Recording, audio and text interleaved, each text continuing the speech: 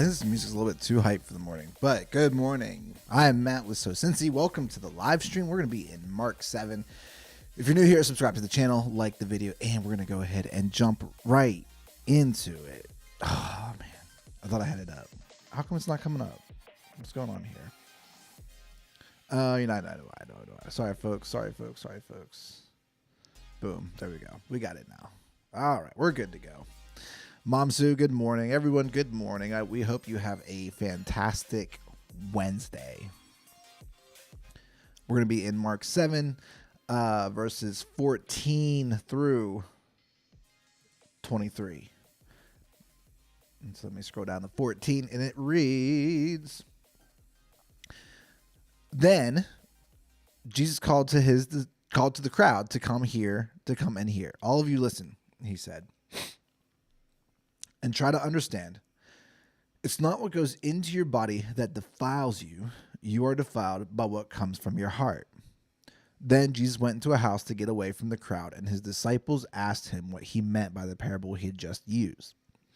Don't you understand either? He asked. Can't you see that the food you put into your body cannot defile you? Food doesn't go into your heart, but only passes through the stomach and then goes into the sewer. By saying this, he declared this every kind of food is acceptable in God's eyes. And then he added, is what comes from inside that defiles you. For from within, out of a person's heart comes evil thoughts, sexual immorality, theft, murder, adultery, greed, wickedness, deceit, lustful desires, envy, slander, pride, and foolishness. All these vile things come from within. They are what defile you.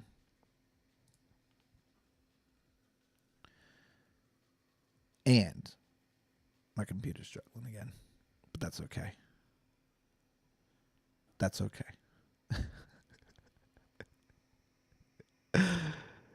It's just, my computer's just trying to catch up. I don't know what's going on. But anyways, we're just gonna leave. I think we're gonna go back to the study. We're gonna leave the study up because my computer is just like, nah, fam. We're not gonna do this today.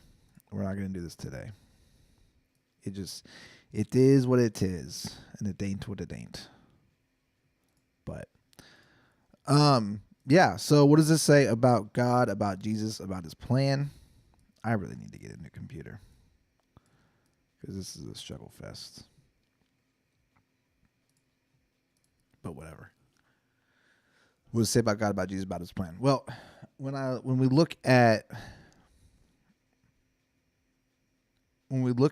15, Jesus is getting to what is the meaning and the purpose of the law. And so he says it's not what goes into your body that defiles you. You are defiled by what comes from your heart. And so essentially what he's saying is that this is God has set a standard. And because you all need to meet this standard, but you can't. You can't do it, fam. It's impossible. Whenever you talk to people who are religious in the sense, you can ask them, like, not religious as in like they go to church or anything like that, but like religious people, like people who follow like other religions outside of Christianity. So Muslim, people who are Hindu, if the religion is works based, meaning that you have to do something to achieve you have to do something to achieve salvation or for rewards or whatever it might be. And so you can ask them the question, and it's the big question. It's like if a God calls you to jump, how high is high enough? That's like the question. And so what happens with Jesus, when Jesus comes on the scene, he's like you are not going to jump high enough. I'm here to do the jumping for you. You just got to believe in me. And so part of that religious law was the fact that he's saying like the Mosaic law, he says He says there are certain foods that make you unclean. These are things. It's not that it's the things that are unclean. Like they're not good in God's sight. And so one of the things Jesus says is he says no, I want you to understand something. I want you to understand that it's not, you are not unclean because of what you do, what you consume, or anything like that, or what you consume. What you consume doesn't make you unclean. It's your heart that is unclean. And when you have a heart that is unclean, that is the big problem. It's your heart. When your heart is unclean, it leads to things. And so what does it say about humans? And then he added verse 20. It is what comes from inside that defiles you. For from within, out of a person's heart, so it's the heart, out of a person's heart, come the evil thoughts, the sexual immorality, theft, murder, adultery, greed, wickedness, deceit, lustful desires, envy, slander, pride, and foolishness. And so he lists off, like 6, 7, 8 there? These are like the base, these are the base level things, right? All sin, all evilness comes from these things, whether it's adultery and sexual immorality, it's wickedness that leads to, treating people unkindly, treating people unfairly, being hostile towards people. It's deceit that leads to lies. It's lust that can lead to sexual immorality. It's envy that causes jealousy, that causes you to, causes people to conquer all these things. Pride. I think there's a proverb, something about pride. I'm gonna butcher this. I know I am, but it's something to the effect of it is the prideful person that says in his heart that there is no God, something like that, or the foolish person. I can't remember what it is. And then Jesus says, all these vile things come from within. They are what defile you. So you, out of your evil heart, is what defiles you. So in order to become not evil, you need to cut out your heart. Because he also says in another verse, it's like if your eye causes you to sin, don't actually cut your heart out. You will die. Don't do that. But in another Bible verse, he does say if your eye causes you to sin, cut it out, like gouge it out.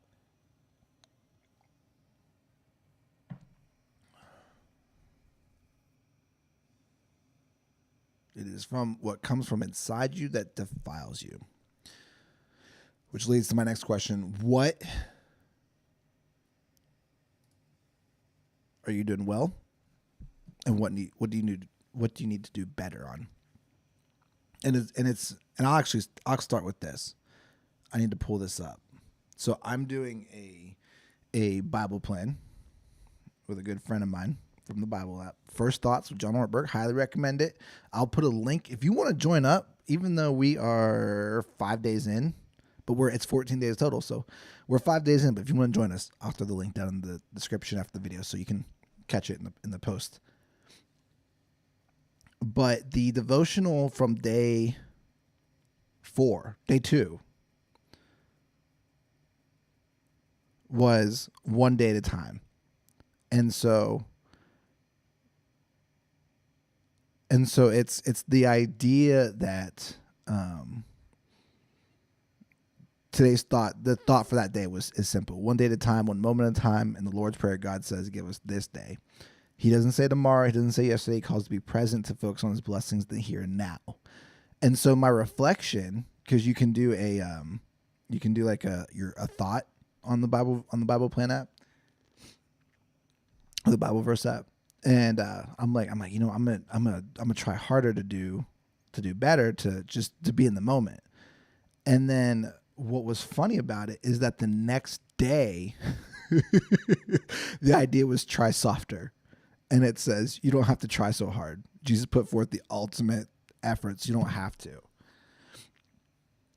So it was funny because I'm like, oh yeah, I'm gonna do this. I'm gonna do X, Y, Z. I'm going to spend more time and be present and all these things.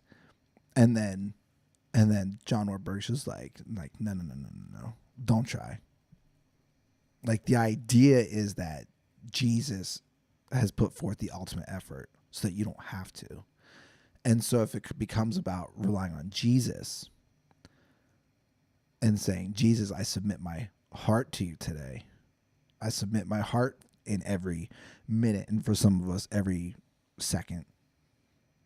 I submit my heart so that what comes out of me is not the evil thoughts, the sexual immorality, the adultery, the greed, all those things. But what I want to come out of my heart is a heart that is surrendered to you, that it is love, it is joy, it is peace, it is patience, it is all those good things, that there's nothing against the law, or that the law doesn't say anything about it. So from my heart, I want the good stuff. And so by trying softer, you're submitting it to Christ. And that is my work for the day. Who needs to hear this message? I wish I could see y'all. Let's try this again one more time. It is what it is, folks. Yep, it is what it is. But anyways, so who needs to hear this study? Who needs to hear about what we talked about with the scripture of it is not what you put in that defiles you. It's not what you listen to that defiles you. All of you 90s and early 2000s youth group leaders who refuse to let us listen to Backstreet Boys and NSYNC because the music might defile us. I'm just playing. I'm not upset about that at all. I'm just kidding. Although, because I was about to say, it is not what you consume with your eyes, but I will say, your eyes, you got to protect those things. So I don't know. Maybe not. Maybe, you know what? Maybe I changed my mind on that one. I don't know. Let me get your thoughts in the comments. I think that's a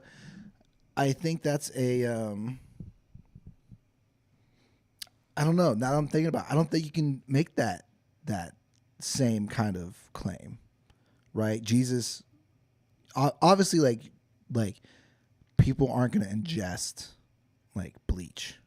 I would not recommend that. Like, you're not going to be like, what this passage is not about is like, you're not about like ingesting bleach. But also thinking about the context of the time, he's not talking about processed foods, right? So try not to eat like processed foods all the time. Some processed foods are okay. I'll say that. Totally against every health person. Every health person is that they'll say don't ever eat burgers and chicken wings and high fructose. No. This is about like just food, what's made to be consumed, right? So my question then becomes, because I'm thinking about it, would this apply to what you listen to? I know it would definitely apply to what you watch, because a person can watch lewd images and videos from the internet, and that would they're sinning in that process.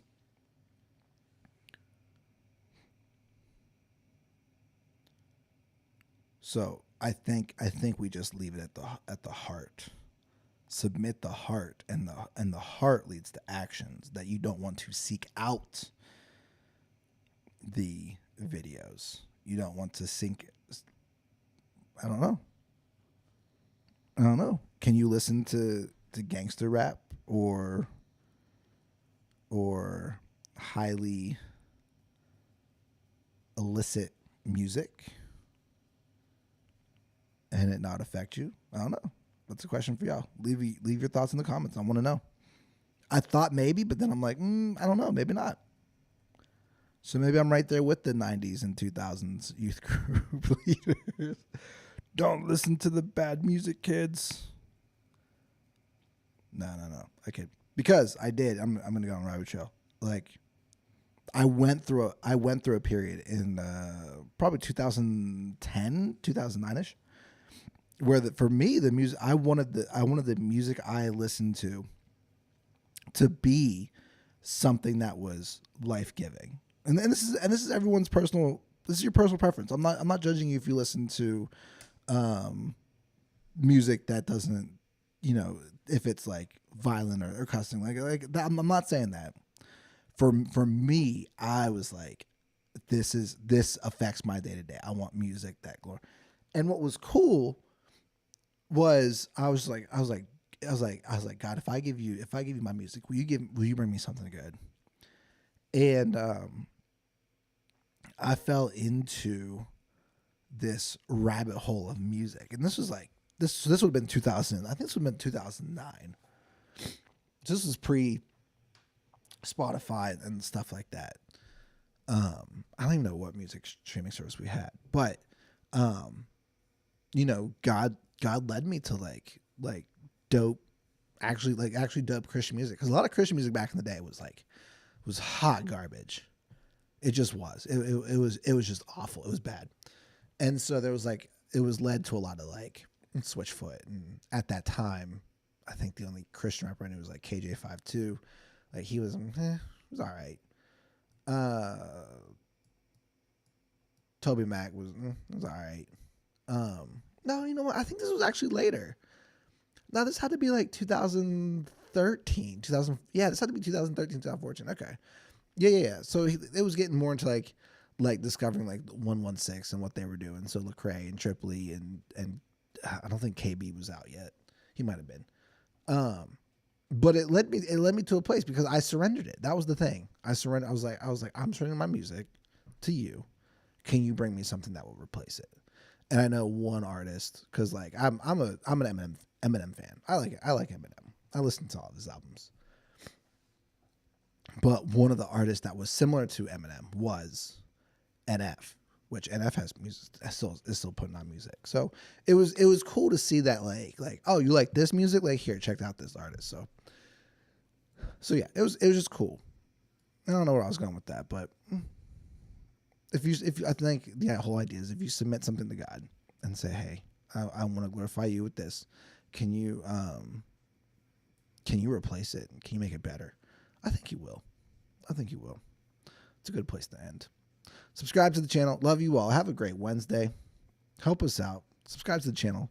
Help us out by getting to 1,000 subscribers. Like the video. Share it with a friend if you want. And you can follow us on social media. You can follow us on, guess what, fam? You can follow us on TikTok now. It's true. Kristen's heading up to TikTok, so she's been posting a couple videos. So go give us a follow on TikTok. All the social media is just @sowcincy.